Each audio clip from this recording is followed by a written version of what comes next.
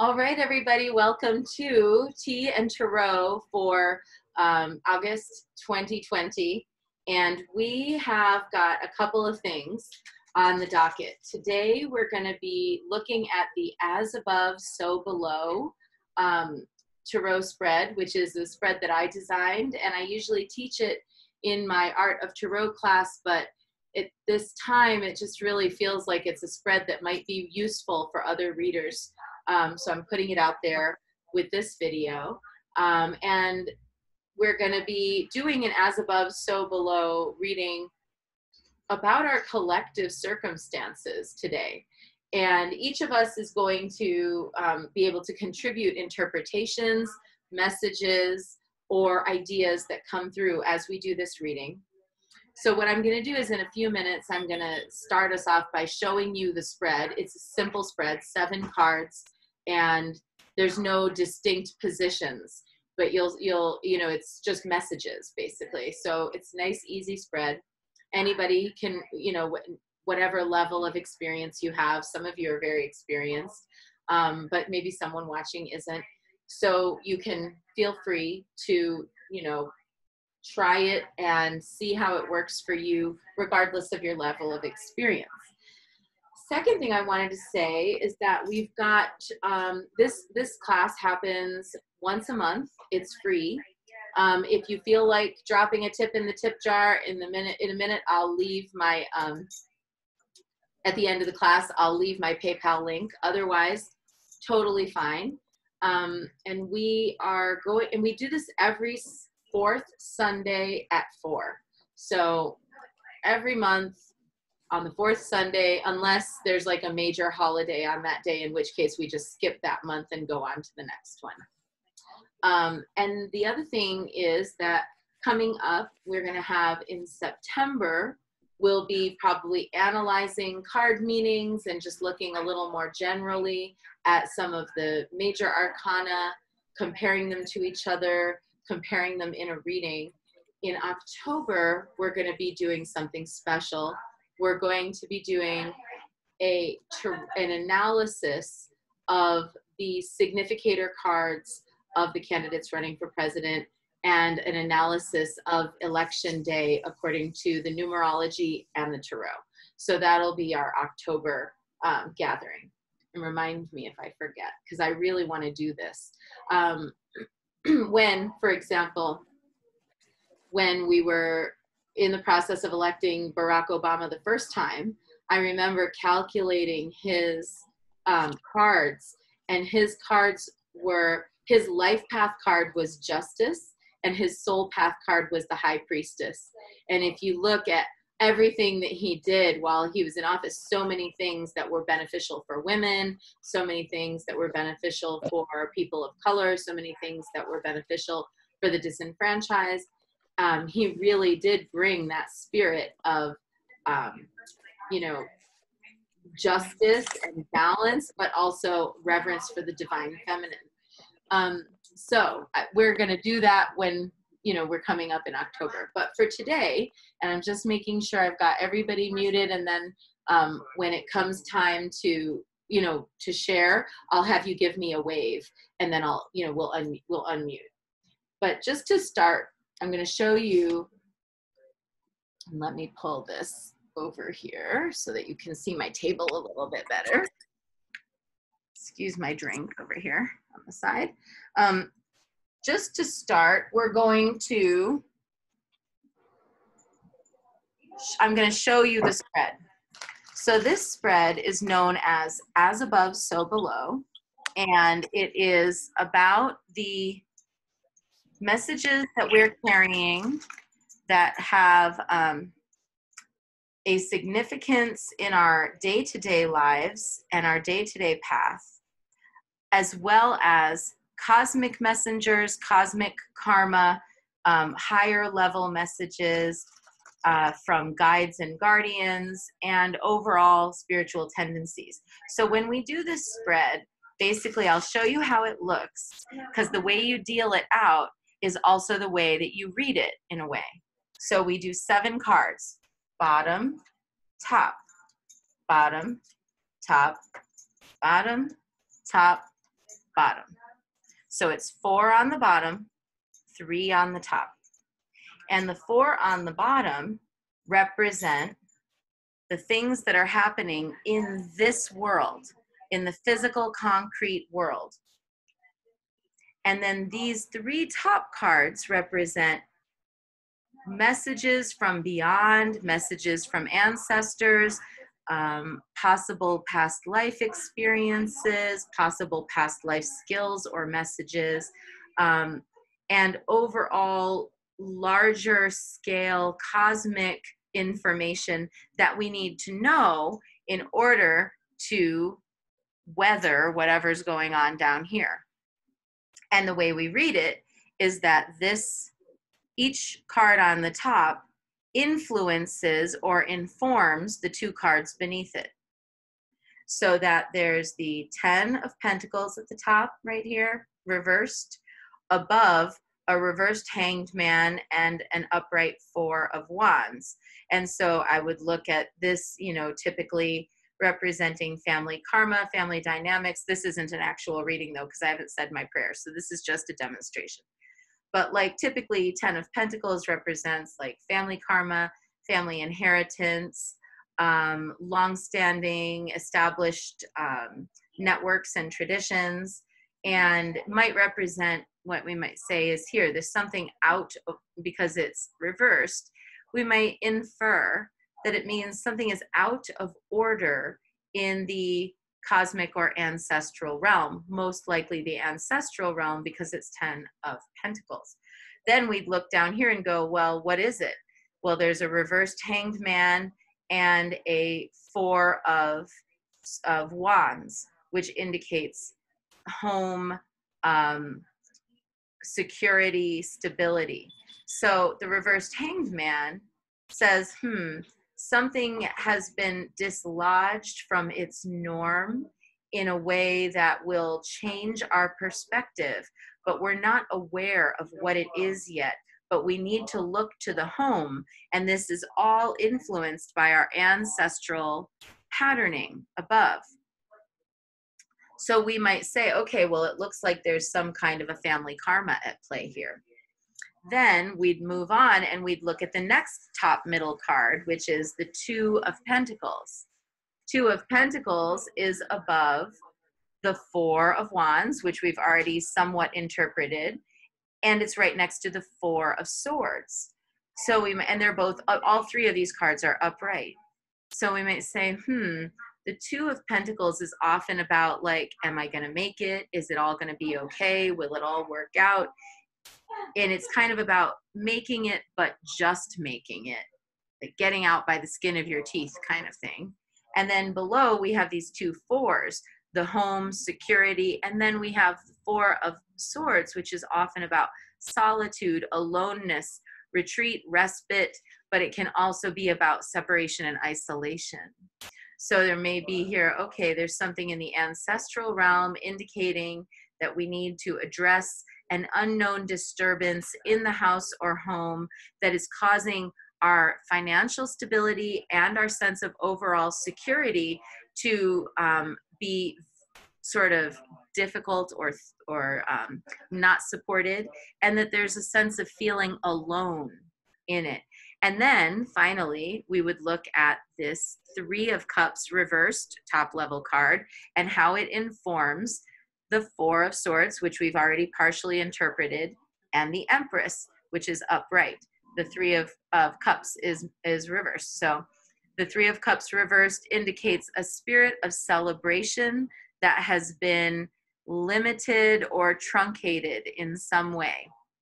That spirit of celebration, that spirit of closeness is missing, or it's far away. And there's this feeling of aloneness. And then we've got the Empress card here, which is upright and says, but don't forget, the land, the earth herself is always with you, even if you feel alone.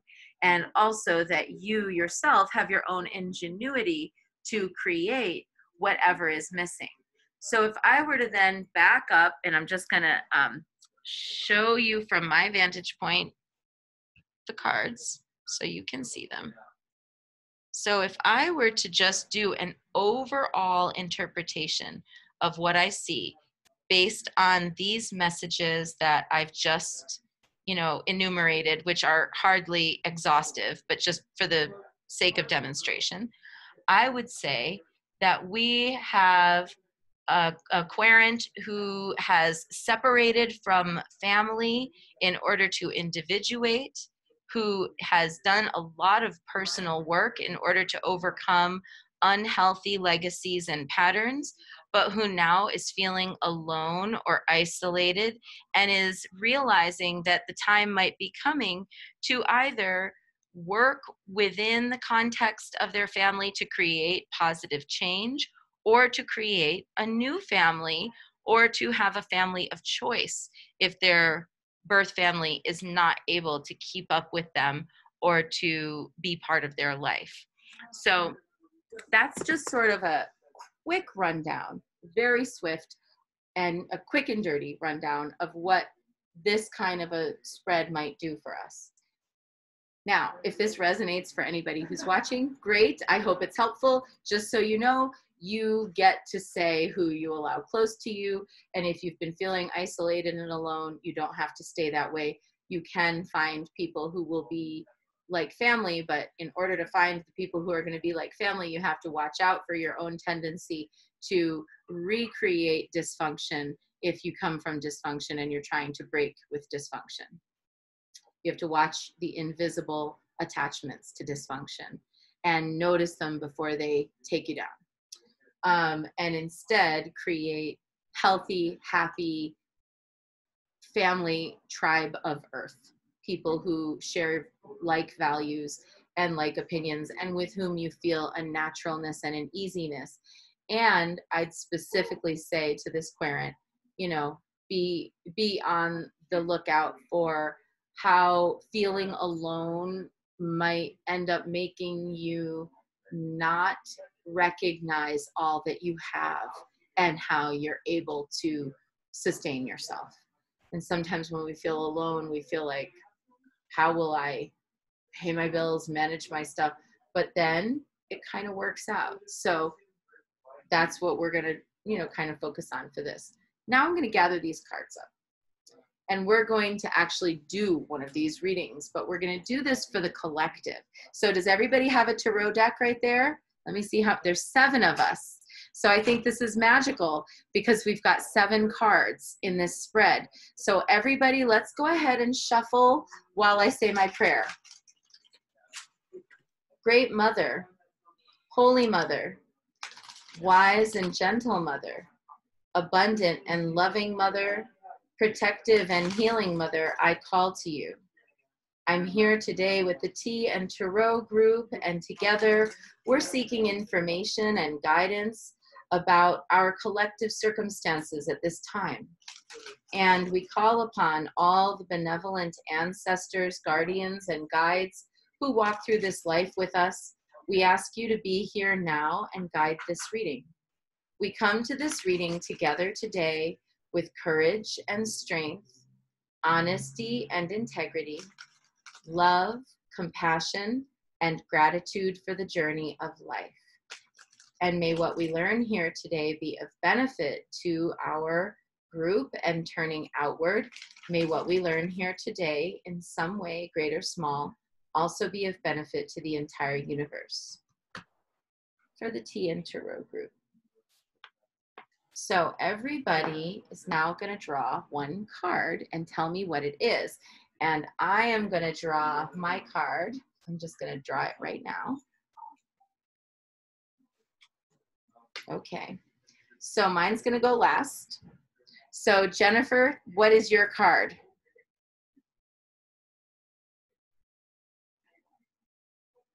She has chosen the 7 of Wands. So everybody go find your 7 of Wands.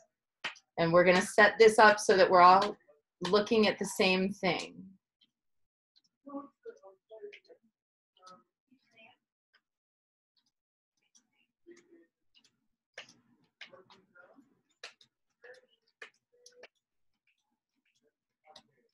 So funny, it's going to be like the last one.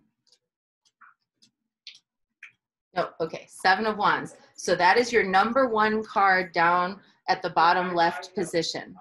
And then is that, it says Pixel 2 on your screen, so I don't know your name, but hi, I'm gonna unmute you.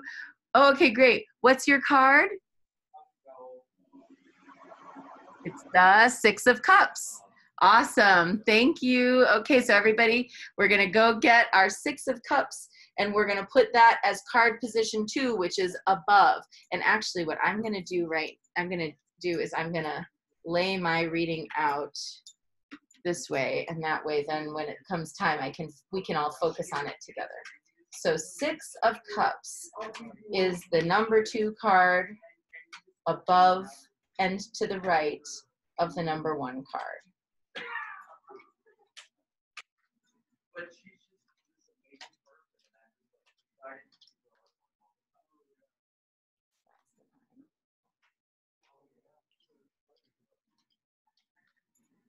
Six of Cups.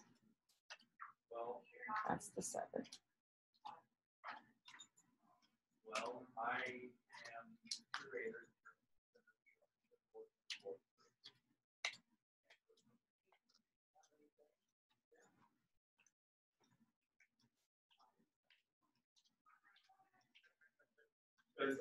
It's the 5.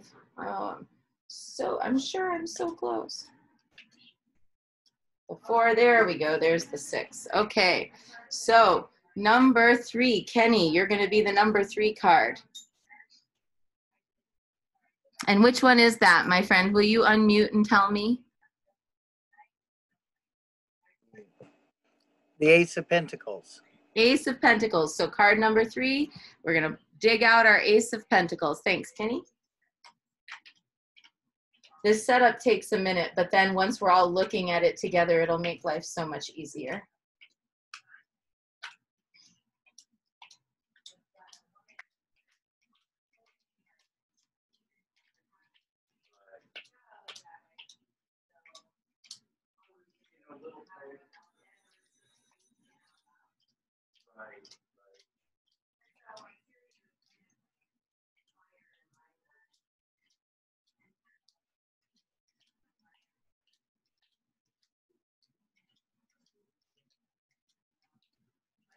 There we go.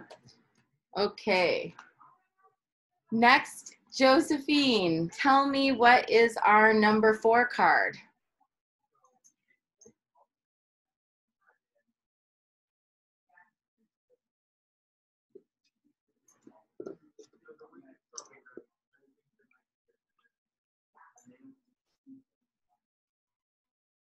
I just had it was the Queen of Wands. Queen of Wands. So that's our number 4 card up top. Queen of Wands. Thank you. I can't.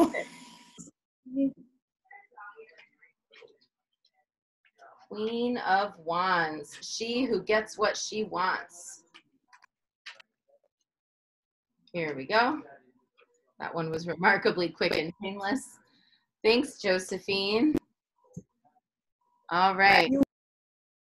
And then Robin, will you pick us card number 5? And show me that one a little closer, or unmute and tell me what it is. Oh, the Tower. I know. I didn't turn it over. It's like, holy crap, the Tower. I had a feeling we were going to see the Tower in this one. Well, here it is. I had a feeling the Tower's been flashing at me in all my readings today that I've done. Everything I've done has had a Tower sort of in it somewhere. So we're in it. These are definitely, Byron Ballard calls them Tower times. All right, and Leslie, last but not least, you can unmute or you can type it into the chat. What will be card number 6? And welcome, Tara. Hi. Hi. Okay, Ace of Wands, says Leslie. Thank you. So we're going to pull down that we're going to find that Ace of Wands.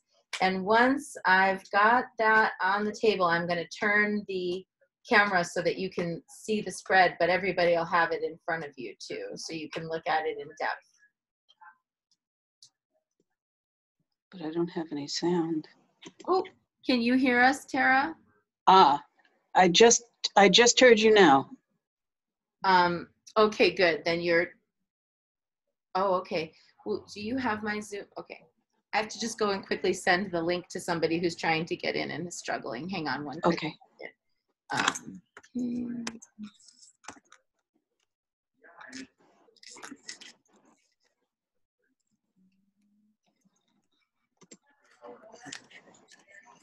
Okay.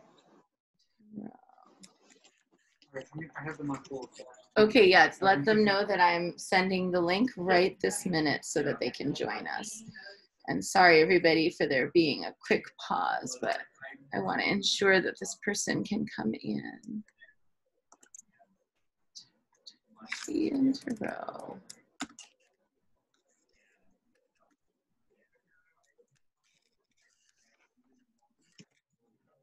Okay, sometimes there we go. Sometimes if you click the link, it still needs a little extra work. Okay, so we are with our last one was the Ace of Wands, and I'm still looking for mine. But you probably have yours by now. So the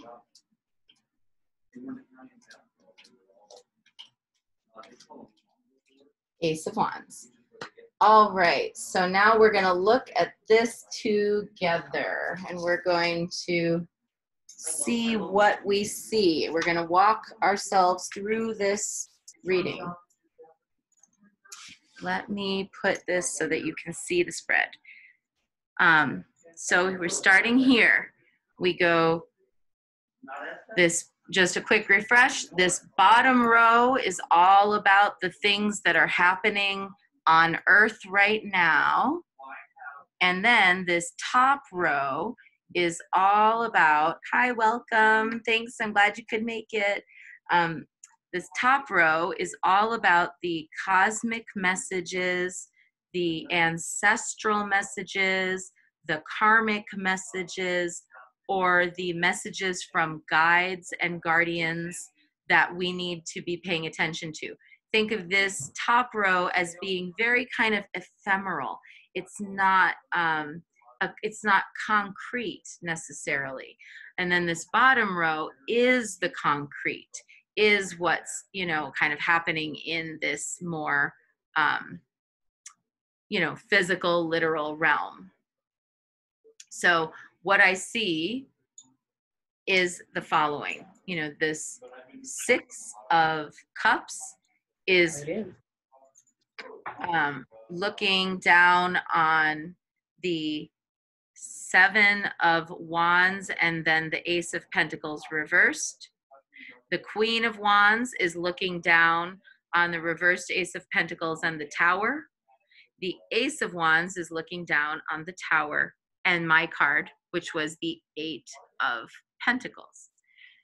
Now, in terms of timing, when we're looking at the timing of this reading, of course, in as above, so below modality, or if we're in as above, so below mode, we're not really thinking about past, present, and future because it's all happening now. But nonetheless, conventionally speaking in this spread, this 3-card spread is the past, this 3-card spread is the present, and this 3-card spread is the future. The one on top with the 2 below it, past, present, future. So we have this 6 of Cups as our cosmic message or our bigger picture message overlooking 7 of Wands and then the Ace of Pentacles reversed. So let's go ahead and get some interpretations going. Let's start with, okay, down here on Earth, here we are, the little guys, down here, we are in this 7 of Wands place. Who'd like to offer a message or interpretation of what this 7 of Wands might mean here? Anybody wanna give a little wave? And yeah, go ahead, Kenny first. And you have to unmute, and then we'll be able to hear you.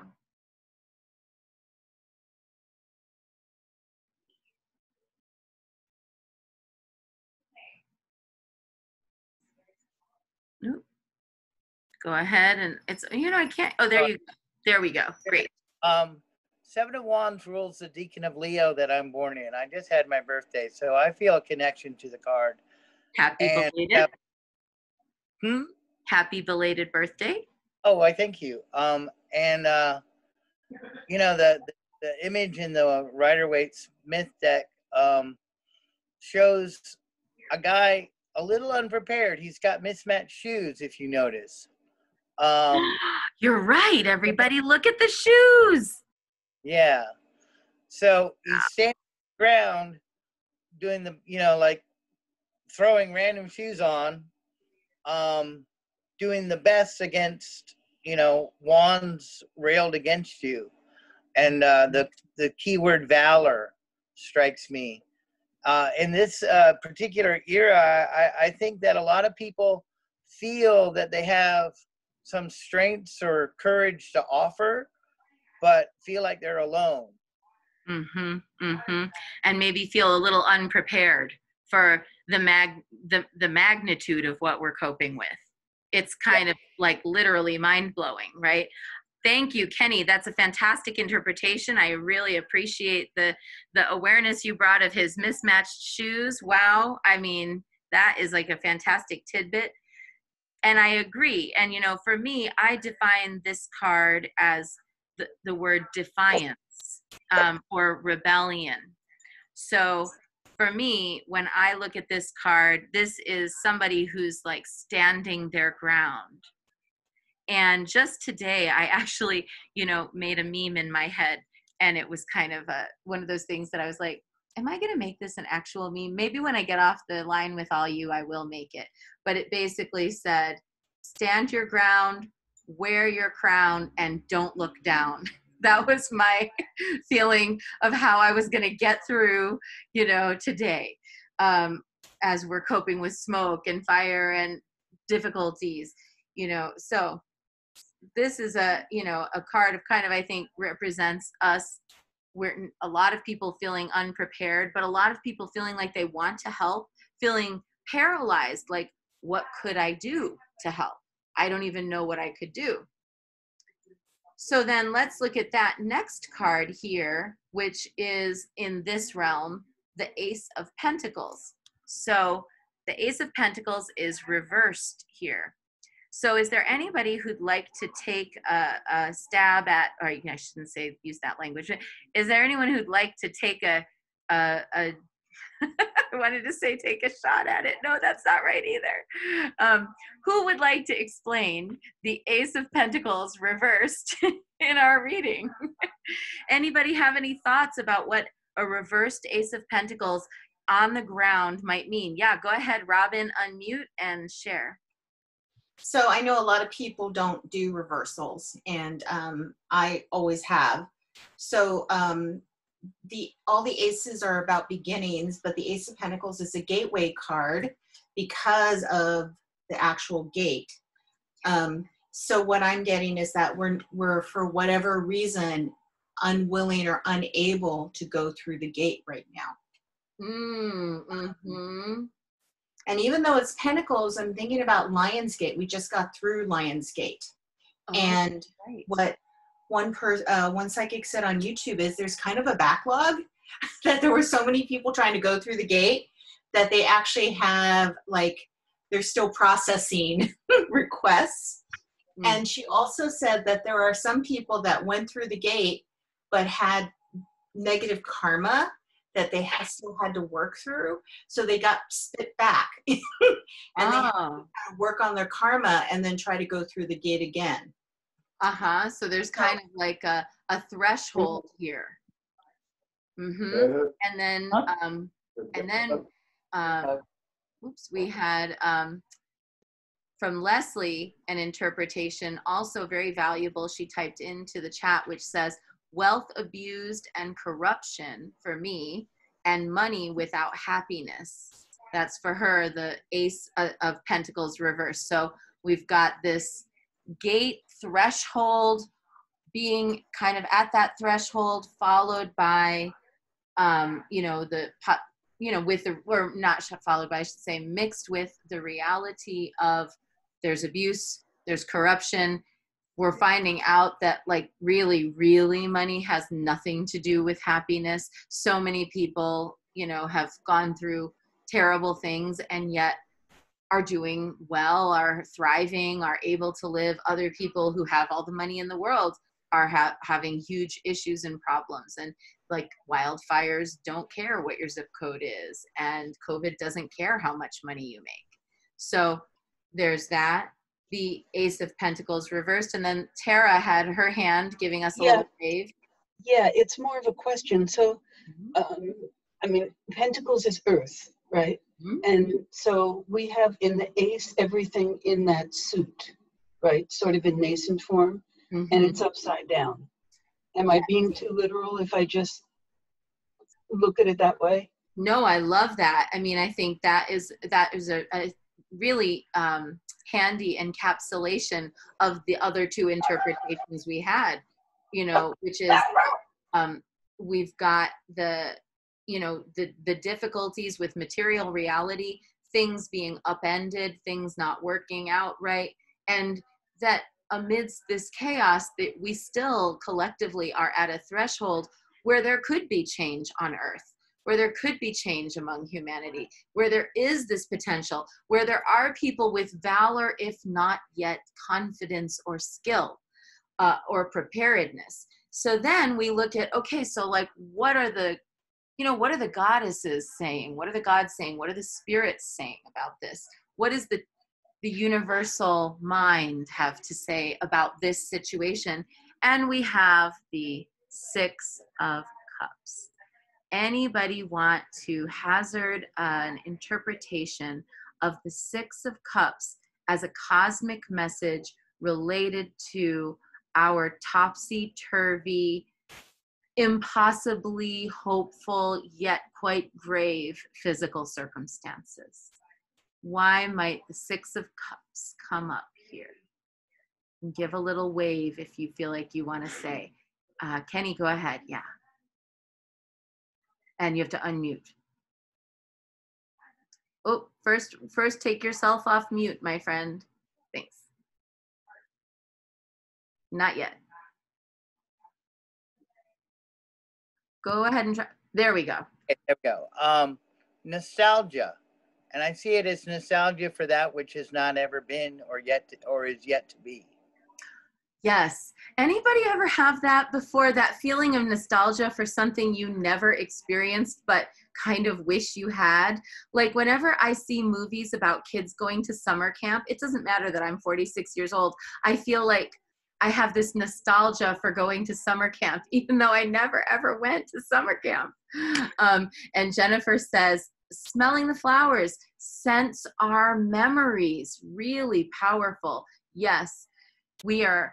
I would say, you know, and thank you, Kenny, that's a really helpful interpretation, you know, this nostalgia for what has been and nostalgia for what might be, a wistfulness for it, a hope and a longing for it. I also see that a cosmic messenger might be saying, stop living in the past. There's no way that the old paradigms are going to fit the new circumstances. There will need to be change. And it doesn't mean, and I think this is really important, it doesn't, you know, like, it doesn't mean that the ideas were wrong. It means just that we've outgrown them. I think certain ideas are wrong. Obviously, like state-sanctioned violence against people of certain skin color, state-sanctioned violence against women. I'm not saying like I long for the good old days of, you know, martinis, cigars, and sexism and racism. I'm saying, though, that there were aspects of the former paradigm that were created in good faith by people who were doing the very best they could, considering their circumstances and with the information and awareness they had at the time. And so circumstances, for example, like our postal service, right? Our postal service is a lumbering giant that could use some serious renegotiation. And at the same time, the current renegotiation that we're seeing isn't actually putting it forward, it's putting it backward. You know, it's making service even harder to access. So the types of change that we need to see, like, for example, changing how does the post office, how does the postal service work? How can we make sure that the people get what they need in a timely fashion? That way of changing, it has got some people who really might have great ideas, but don't have the wherewithal to bring them anywhere. How many of us feel like, you know, and I'm one, who feel like I read about something and I'm like, if they would just let me in, I would fix that. Like, if they would just let me in, I would have something I could help them with this situation. We have ideas, and maybe it is impossible naivete to dream that our ideas might actually solve the problem. But at some point along the line, somebody's ideas did solve a problem. And that's why we have, in many cases, these lumbering dinosaurs of institutions that we have now. So this would be my personal takeaway from this first triad is we're longing for the sense of safety and familiarity that we've had. We have a nostalgia for a past that not really ever was for everyone, but it was for some, and some of the ideas are still good, and a lot of people still have good hearts, but are way out of their depth in terms of know-how of exactly what to do next, which brings us to a threshold where we're going to have to figure it out. We're going to have to figure it out. Without getting too political, Yeah. can I just say, I mean, I keep thinking MAGA, you know, make America great again. And it's like an illusion. The people that are supporting that by trying to go back to something, it's not, even if they had the white picket fence, the family thinking it would be for everybody, it never was and it never can be. And the more we hang on, I mean, since it's because of its place, coming as a messenger from spirit, I would say it agrees with my politics. No, I'm kidding, but I would say that they're saying that's not the way. Let me go. I agree. I think that, you know, again, you know, like whatever political bent anyone has, I think we can all acknowledge the fact that the white picket fence and green grass weren't there for everyone. You know, they were really only available to a select few the whole time. And furthermore, I think probably all of us could agree that the green grass is not nearly as useful as a vegetable garden. And so a paradigm that might need to change would be the green grass and the white picket fence. Instead, why not have cooperative farms on our block where instead of having fences, all that land in the middle of the block that was all fenced in was used for growing food for the whole block. You know, these are the kinds of radical revisions that might create a positive outcome for us. And yes, they might seem impossibly naive, but every good idea starts out as being impossibly naive to someone. So, excellent. Thank you, everybody. And Leslie says, honoring the ancestors, learning from simplicity, life that was slowed down, focused on family and immediate community. Yeah, we're allowed to wish for this. We're allowed to think this is actually the way it's supposed to go. And if we look to indigenous traditions and peoples all over the world, they already know this. They've known this the whole time. They've never parted from that philosophy. So for our purposes now, we're having to kind of unpack these legacies of colonization and domination and how they've shaped an insularity that now has become isolationist. And we feel more alone than ever. So now let's look at the second triad of cards. So coming here, we've got now the Ace of Pentacles, which we've already partially interpreted in the context of the past. Now we're going to interpret it as that gateway that Robin mentioned. It's the pivot point to looking at the present. So now in the present, we've got everything, you know, everything topsy-turvy at the threshold, which we've already covered. And what else is happening at the threshold? The Tower. Anyone can, I mean, it seems like hardly I would need to ask anybody to interpret the Tower card in the present position. It's like when we're thinking about everything from wildfires to pandemics to murder hornets to cocaine raccoons to hurricanes to, you know, on and on and on. You know, it's been an unimaginable list this year.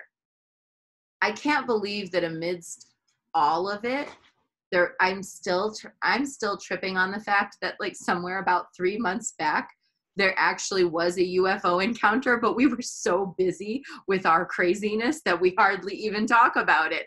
To me, I'm like, this is the biggest thing that's happened in a million years on this planet. What are you talking about? But like, it's huge and real. And it was like written about in like CNN and Time. Like, what?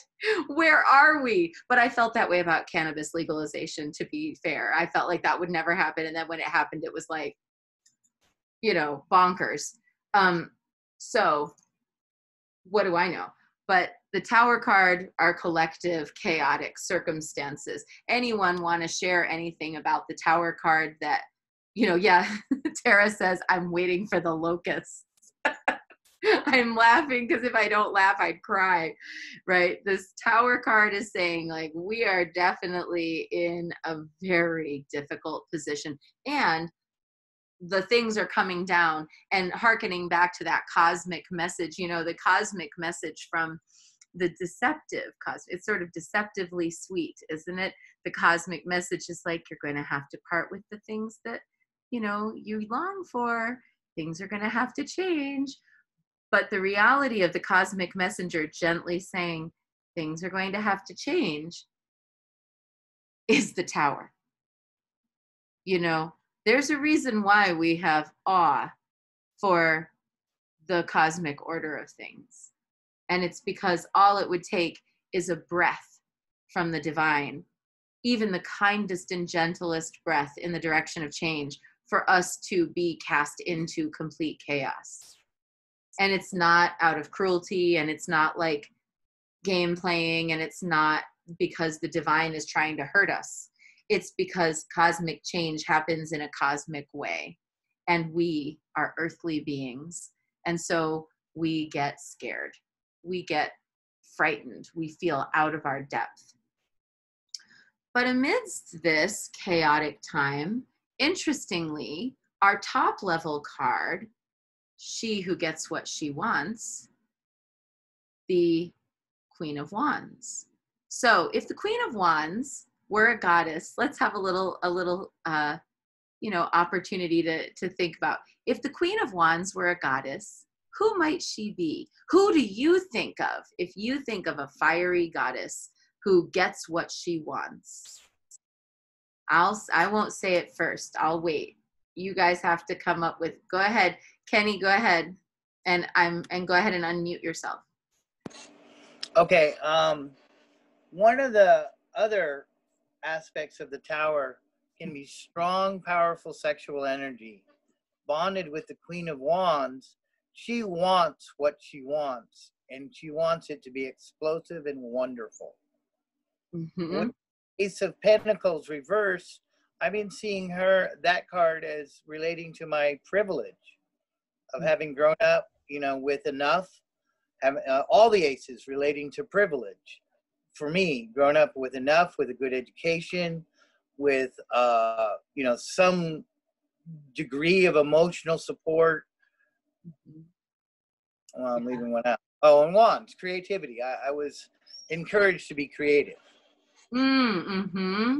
I love that. So it's sort of like what's dismantling is privilege, and it's not just any one type of privilege. It's actually also our collective human privilege in how we've treated the planet, our privilege in terms of, you know, haves versus have-nots, of course, but that there's this Queen of Wands who's like the bringer of this particular justice and this particular paradigm shift. And looking into the comments, we've got, Leslie says she envisions the Queen of Wands as Lakshmi. And Tara says she envisions Queen of Wands as Kali. And Robin says she envisions Queen of Wands as Bridget. And then Jennifer said, the queen, the queen is water and the wands of fire equals steam. So there's a sort of a combustive energy here. I agree. And I really like to hear those goddess interpretations. Tell us, you can type it into the chat, or you can, and I'll read it aloud, or you can unmute and tell me why you chose the goddess that you chose to represent this card.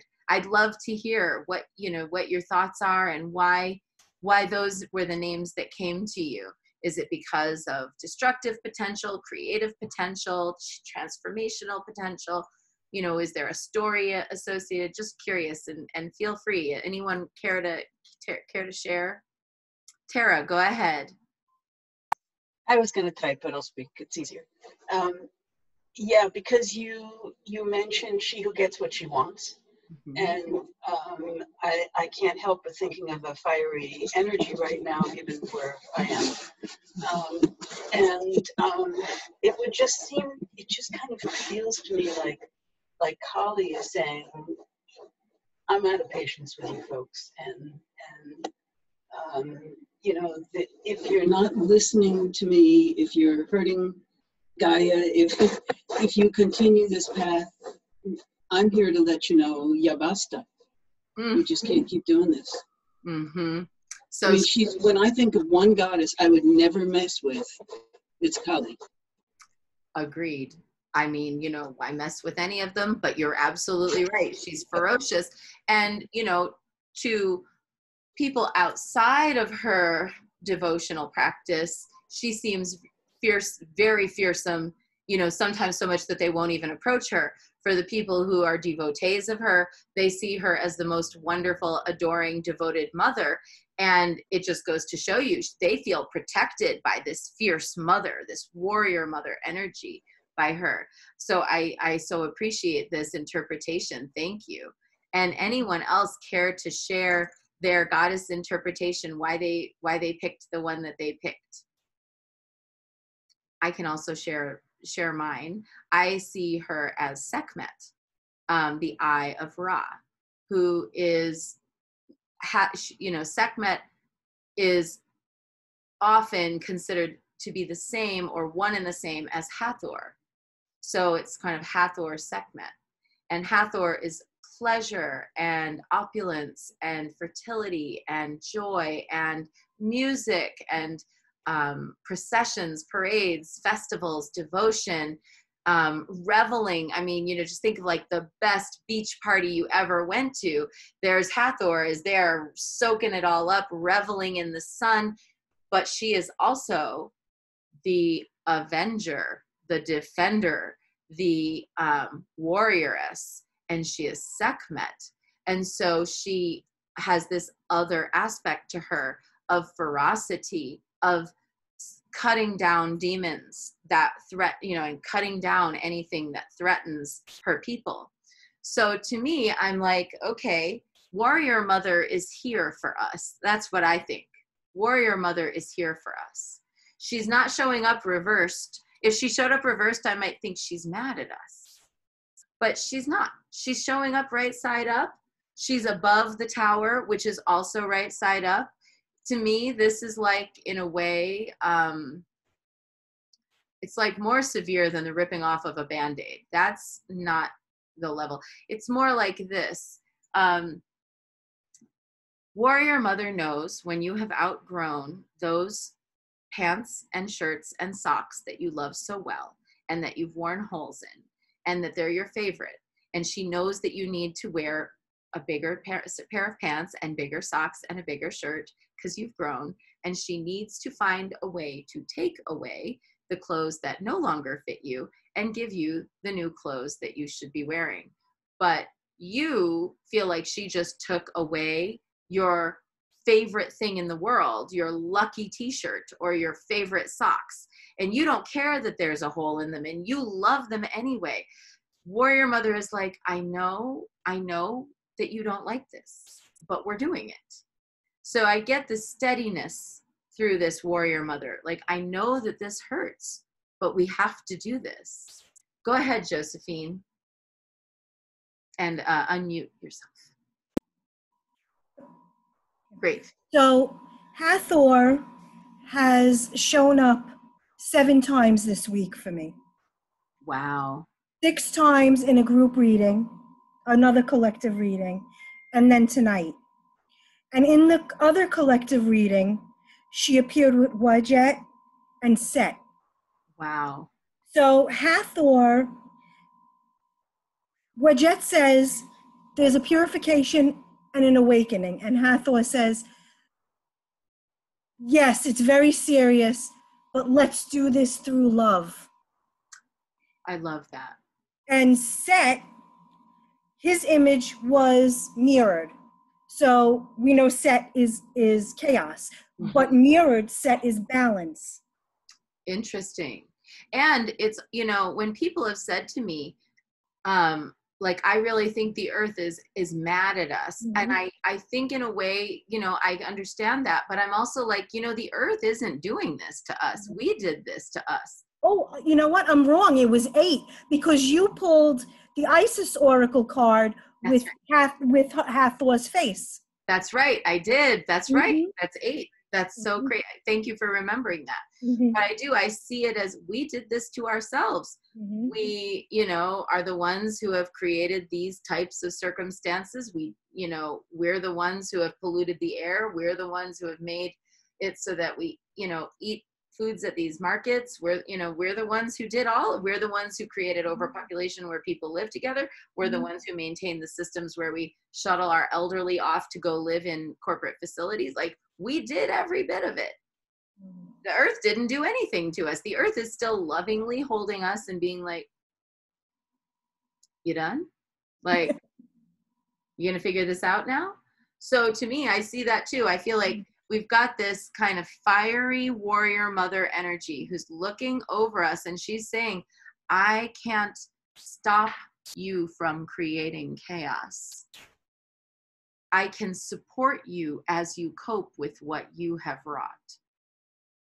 I can be here for you, and we can change things, but you're going to have to do the work. And that's another part of standing at that threshold, which brings us into our third triad. Our third triad is the Tower card and the 8 of Pentacles at the bottom with the Ace of Wands above. And that Ace of Wands is where I get that you're going to have to do the work. You're going to have to, like, make the change. You're going to have to do something.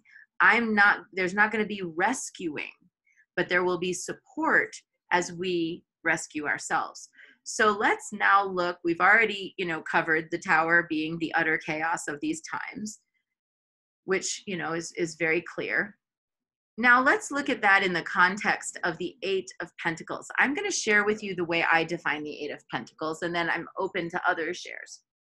But the way I define, I think it's really interesting that this card is the one that I chose for this reading, because it is actually one of my favorite underrated cards in the tarot.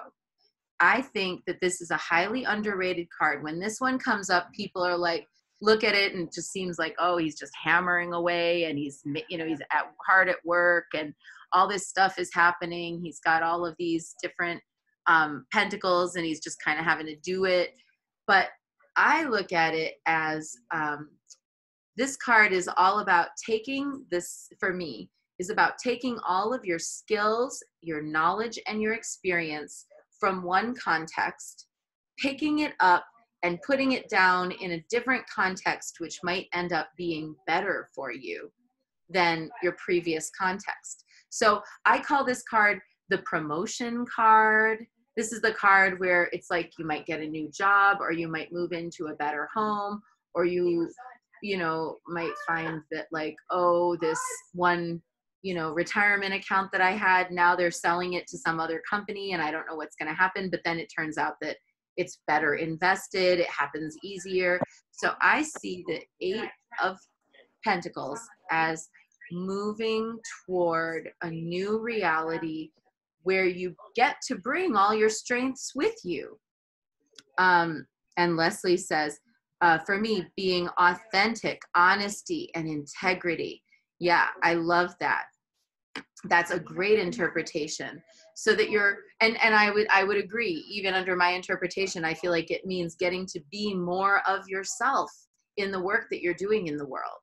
So whenever I see this card in someone's reading, I'm usually like, oh, yay, like they're going to up level in some way.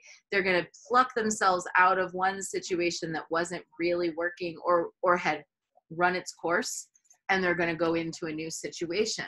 So I feel like as a follow-up now, you know, we had back at the first card, remember our 7 of Wands, which was kind of feeling like hopeful and valorous, but unprepared. We don't really end up that much further along going from a 7 to an 8.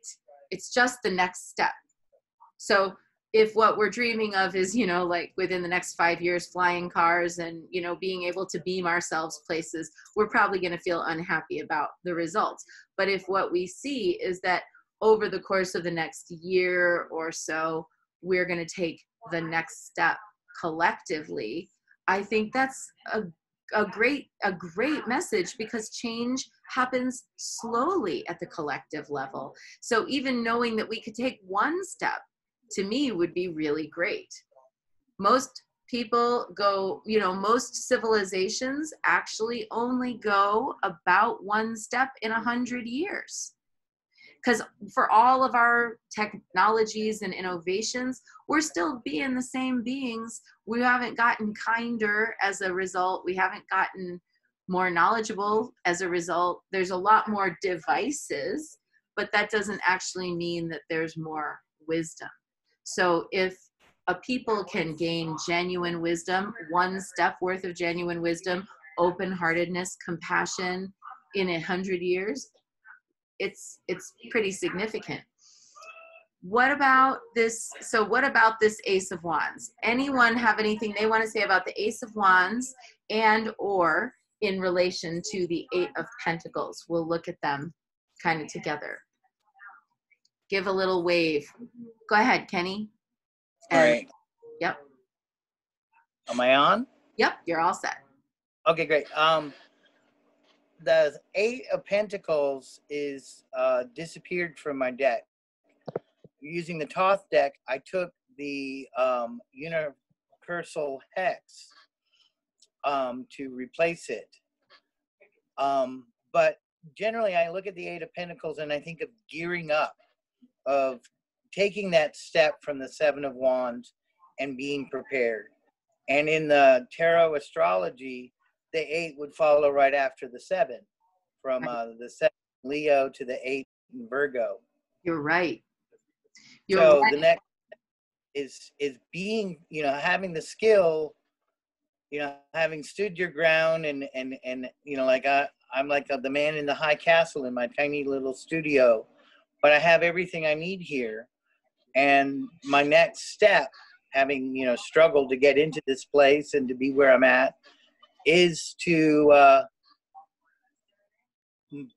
increase my skills, to put my passion into the things that I own, that I specifically, you know, invested in, like recording gear, a computer, so that I would be able to maximize, you know, my creativity, direction of like audio, my poetry, you know, my guitar playing, which many people find abhorrent, but but no, it sounds like, yeah. The other day I broke my amplifier, so you know, it's literally I need to re-gear up.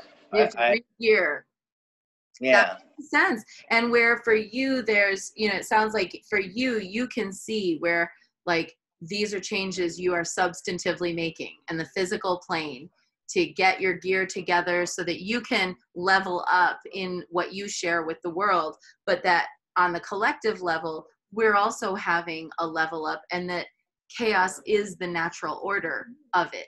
Basically moving astrologically from the 7 of Wands to the 8 of Pentacles, from Leo into Virgo in this time frame right now. And interestingly, how that shows up in our reading is like, you know, through our doing our work. Each of us individually taking the reins and doing the things that we are meant to do, so that then collectively we're doing the things we are meant to do, because we don't each all have to have all the answers. You know, the farmers are going to have the farming answers, and the people who know about, you know, music are going to have the musical answers, and the scientists are going to have the science answers. We don't each all need to have all of them. We just need to have the ones that we're developing so that we can bring them to the collective. Very good. Thank you, Kenny, for sharing that. And I really love that you noted the astrological progression here, which is very significant in this reading. I mean, we're just moving into Virgo. And here, right, we're here at the, you know, and the shank of Virgo, right. And then Jennifer says the wand in the ace is the post in the 8 of Pentacles. Oh, I love that. Look at that. It's the post. So great. So you've got the, you know, the raw material, and then there's the post right here. It is one and the same. So we have this kind of unadorned raw form versus something that now has been hewn, carved, and, you know, attended to by human hands and wrought into something more, with more finesse. And then that's brings us to what Tara was saying, refining, that she can see that refining. And Jennifer mentioned that refinement too. And then the start of a new adventure, says Leslie, a meaningful experience, the beginning of all things. Fortune filled, and life is a bowl of cherries. I love that too.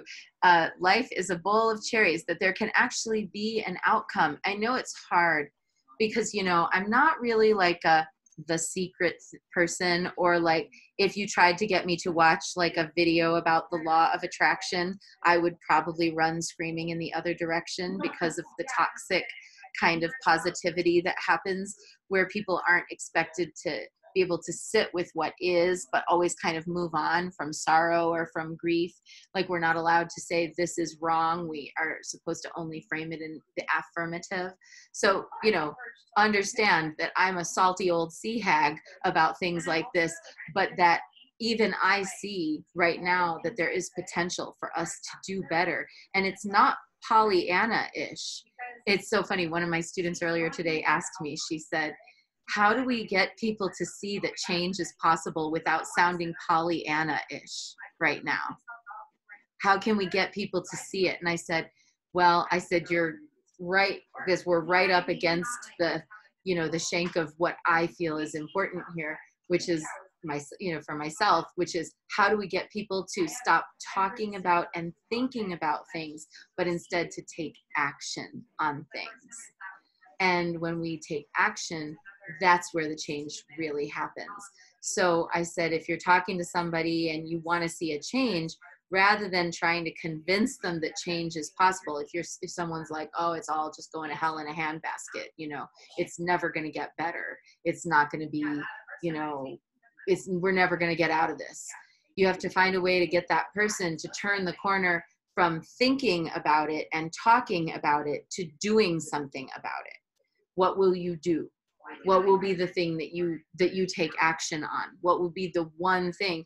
And I said, if you can get someone to move from nihilistic inactivity to holistic activity in even a small way, it will turn on a switch in their brain that will get them to start to see things differently, so that rather than being dragged down into nihilism, they're seeing a path. You know, even if it's a small path forward, it's a path. Other interpretations of this triad, these are really rich. Thank you, folks. This Ace of Wands from the cosmic order perched above the Tower and the 8 of Pentacles together. Go ahead, Robin, and go ahead and unmute. Okay, so I'm using After Tarot. So it's a slightly different image. So what I have as the Ace of Wands is a little bit different from the Rider-Waite deck. It has a salamander. Oh, beautiful. So what I'm getting is like the tower is fire, right? And we were talking about the fiery goddess. And so the salamander lives in fire. Right. And so, you know, but it's the Ace of Wands. So we're already talking about the fact that this Ace of Wands is the trunk of this card. So it's saying that we will come out of the tower as these salamanders, as these, you know, mythical beings, in order to start again or rebuild or to move forward. So I thought that was really powerful. Yes, I agree. I agree. I think that's really powerful. And, you know, Leslie was also joining in this like, how do we express this without being Pollyanna-ish? But it is exactly right there, Robin, in that salamander. It's like, you know, the fiery goddess says to us with kindness, these wildfires are actually the natural order of things in this land. For thousands of years, it's been this way. Lightning strikes in the forest. And, you know, people can be like, well, it's the cars on the freeway. And definitely those are contributing factors. It's people camping. Definitely have been contributing factors. People doing stupid things with fireworks. Don't even get me started. But at the same time, the benevolent fire goddess is here saying, even if you were all staying home doing nothing, the lightning will come and set fires in these forests, because it is the natural order of things in these lands. And we have to learn to be the salamanders, to live in that fire, and to turn what seems to be devastation into strength. And now, don't get me wrong, for anybody who's lost a home or lost a particular like plot of land they loved, or a pet, or their farm, I'm not saying that that isn't a crushing blow. It's a crushing blow. I'm saying that as a collective, we can adapt, even as the world is warming, even as fires are raging, even with a pandemic, we can adapt. And Jennifer pointed out in the chat, isn't the salamander transformation? And yeah, the salamander is one of the symbols of transformation. Oh my God, who's this baby? I love this baby. Oh my gosh, so cute. Hi, little divinatory baby. You are so cute. Thanks for coming to Tarot class. I could sit here and make baby voice all day. I'm gonna stop. I just love that baby. Okay, so the Queen of Wands is here, and she's saying, you can do this. You can do this. And not only can you, my dears, but you must, because there's no other way out but through. There will be pandemics. There will be fires. There will be all the things that have always been difficult for humanity since forever. That's what I'm saying. Nothing actually changes. There have always been plagues. There have always been natural disasters. There have always been whatever was the hottest new technology at the time, from stone tablets to computer tablets. It's still us being us. But to have something crack open in our own minds as a species, to where we might learn a new skill, or we might develop a greater level of resilience, or where we might warm within with compassion, now that would be evolutionary. So looking in our chat here, Leslie's with me on this too. Anybody else with me on let's evolve and be salamanders in this fiery time? Give a little wave if you're ready to be a salamander. I'm getting there. I'm getting there. I'm ready Can to I go back for a minute, Yeshe, to Sure. the Eight of Pentacles? Sure. I actually had a question that kind of got lost in the chat, which is, I see the refining part of it. What I don't see is the part of the interpretation I love, which is that you're doing that work and somehow it gets you to a step up, to a step out, to something better. Where do you see that in the card? Well, for me, and everybody might find, and I'll be interested to hear if anyone else would like to tackle some of this, but I'm going to take you to another card just very quickly. Let me just find it, which is the Three of Pentacles. The Three of Pentacles is here. So in the Three of Pentacles, the artisan is here, and the two people have come and they are petitioning the artisan to do some work. They've got either a paper with plans on it in their hands, or maybe it's a bundle of tools, sort of a vague little bundle. They're looking at what he's got, and what he's got here is the beginnings of another pentacle. We have the 3 that he's already carved out here, but he's got his tools. He's wearing his apron, and he's doing his work. This is like the beginning of the project. By the time we get to the 8 of Pentacles, he's now been doing this project for a while. So he's coming to, the results, you might say. So this is just for me. Like, I see a relationship between the 3 of Pentacles and the 8 of Pentacles. The 3 of Pentacles being embracing the opportunity to grow and learn and develop and create, and the 8 of Pentacles suggesting, now that I've been growing, learning, developing, and creating, I'm attaining a level of mastery. So it's sort of, for me, a larger story within the suit. How about anybody else? What do you think about that 8 of Pentacles and why it might suggest a leveling up? Anybody have any thoughts on that, about why the 8 of Pentacles might suggest a leveling up? And it might, and like it might just be my own wackadoodle mind that formed this interpretation.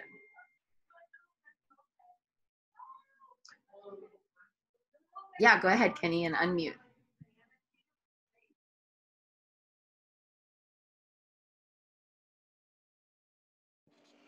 Okay, in some of the mystical traditions, humanity's history started in the age of Leo.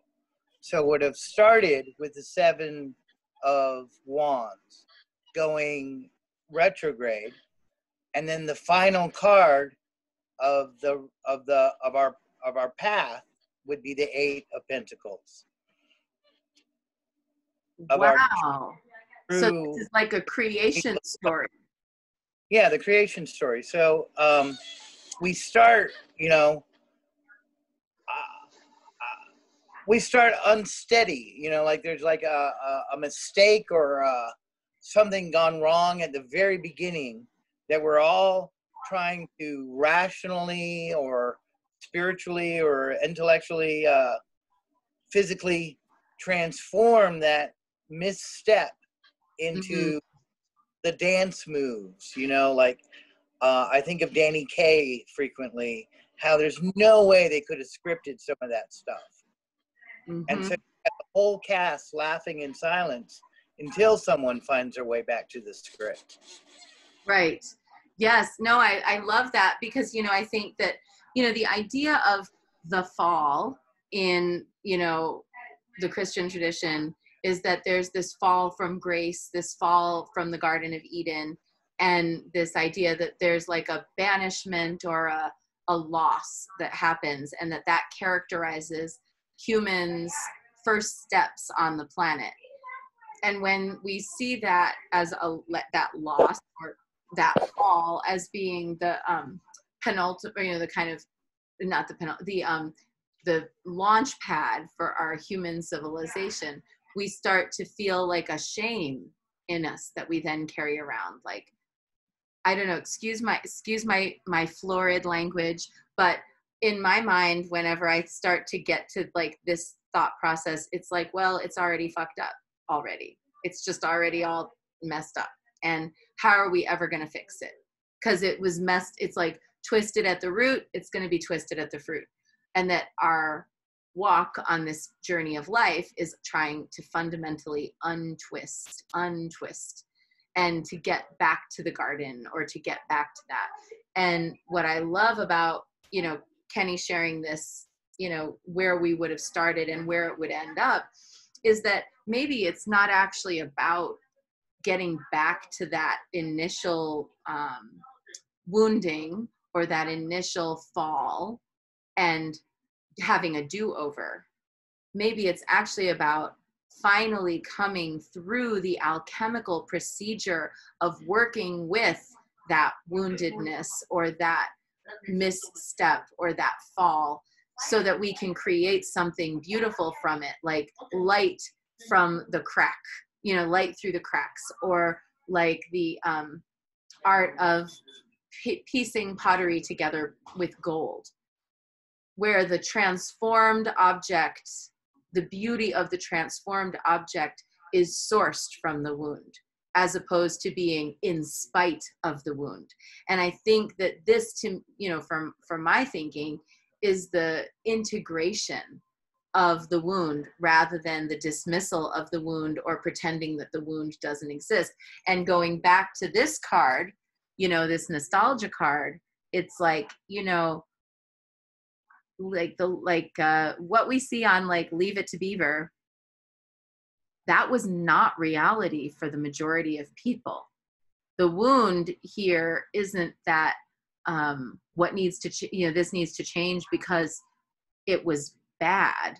It's that it needs to change because we've been basing our lives on an expectation that is highly unrealistic and unavailable for most people for the better part of, you know, 70 years or more.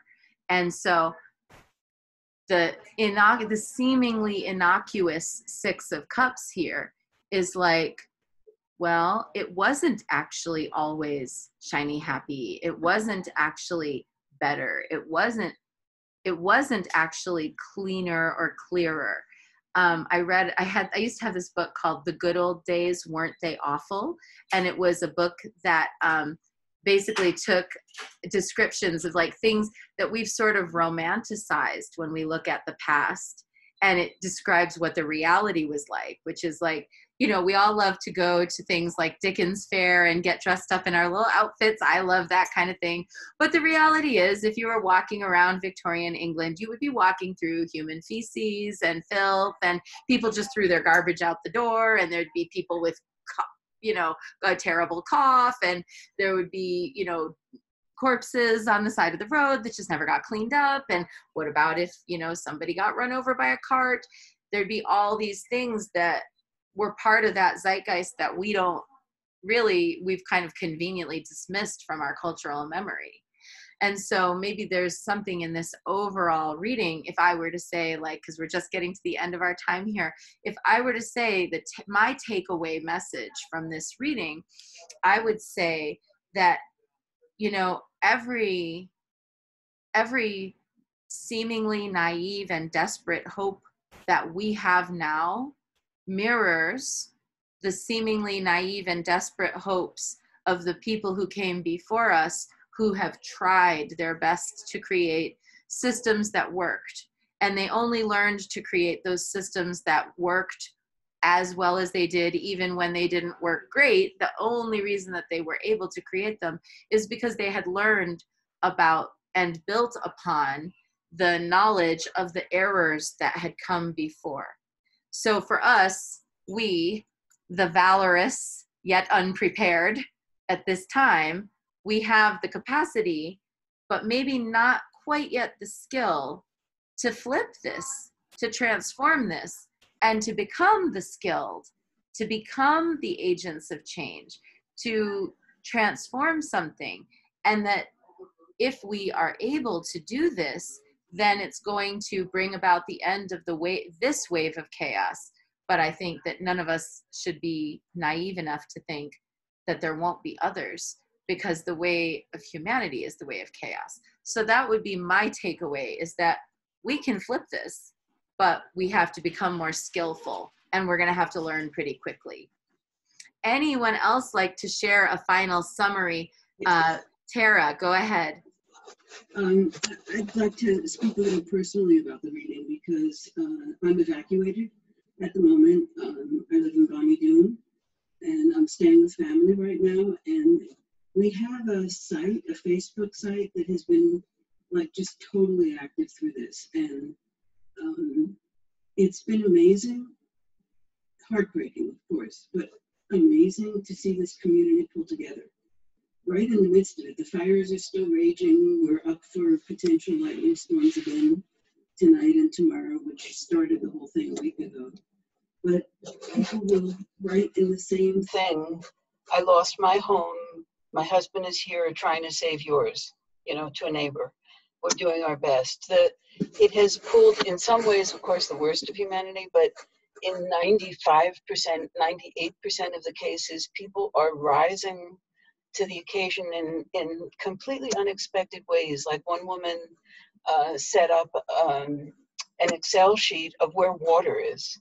And it's a very mountainous community and places are hidden, and just shared the whole thing. And it went through like, I don't want to say like fire, it went through very quickly. Not everybody, but so many people are doing this Eight of Pentacles, which is why the card is of particular interest to me right now. Stepping up, finding new ways of helping, and a community that was kind of off to the sides but underneath strong is showing itself through all this pain to have the potential to do something really different. And it's kind of a fascinating process, almost like a microcosm from the cards. I love to hear that, and have been thinking about you, Tara, and I'm praying for you and for your family to have your home undisturbed and that you're hopefully well. And I agree with what you're saying, because that's one of the aspects in this reading of this Queen of Wands. Don't forget that the Queen of Wands, apart from being warrior mother, is also the hostess with the mostest. She is kind. She wants people to be happy. She has a warmth about her that's not just the fieriness, but is a warmth of heart. And I think where we're lacking in skill, if we can make up with heart, we're doing okay. We're not always going to be doing it perfectly, but if we come with heart, we're going to be doing pretty good. Thank you, Tara, for sharing that, and certainly going to be continuing to hold you in my prayers. Thank you. Anybody else care to venture an interpretation of this overall reading, kind of a final summary statement? Go ahead, Kenny.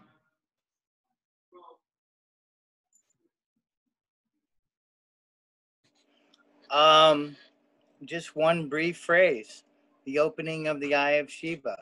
We're at the cusp of the Kali Yuga. We can't see tomorrow. It's clouded, like the flames send up vast clouds of smoke. Where I lived for so long in California, and it's like here in Ohio, we just had incredible rainstorm, and I could send it to y'all, but that period, that cusp moment of we can choose now how it's going to be. I love that. Yes. Like we're going to be walking into this obscuration anyway, this smoky time anyway. Who we are as we walk into it is what's really going to shape the next steps, and it's going to shape what we find when we get into it. I love that. Thank you. And I wish you could send us that rain too. I wish. And even if our shoes don't match. Yeah, I know. And that actually, is literal for some people who had to run out of their houses and just put on whatever was right by the door. I mean, that's very literal. Thank you, Kenny, for sharing that. And we have room maybe for one more. Anyone else? One last interpretation of this overall spread, or one last takeaway message. Anyone care to oracularize for us tonight? And give a little wave if you've got a message to share, or you can type it into the chat and I'll read it. Oh my goodness, who's that cute kitty in the back walking? Oh, I love that cat.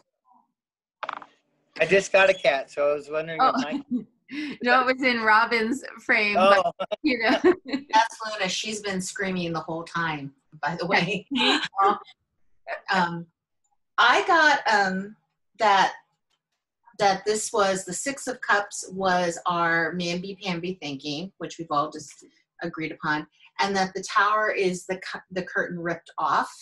Yes. And then reality sinking in, you know, oh my God, what are we going to do? Chaos, but that we do have something in our disposal to get started again, and that we are incarnate into Earth to do our work. And you know, right now we chose to be incarnated during this chaotic period.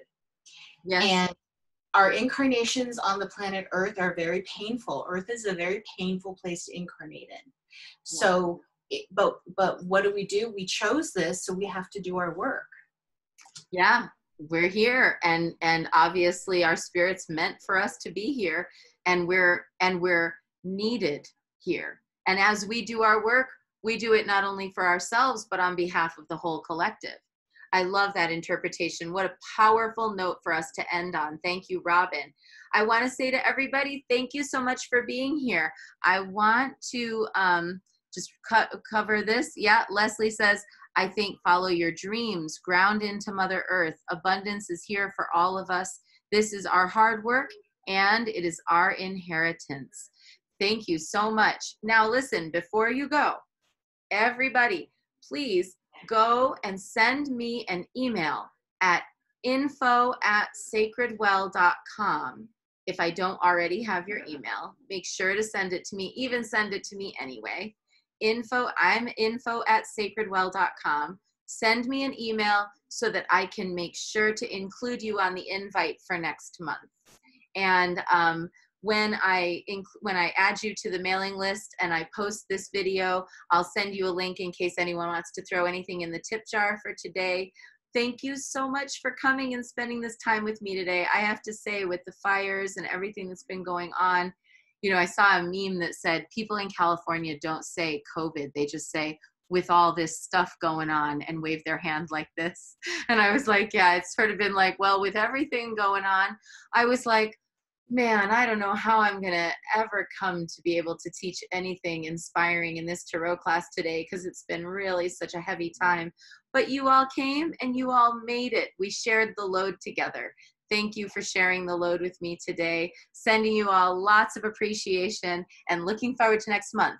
info@sacredwell.com. Don't forget to send me the email so I put you on the list.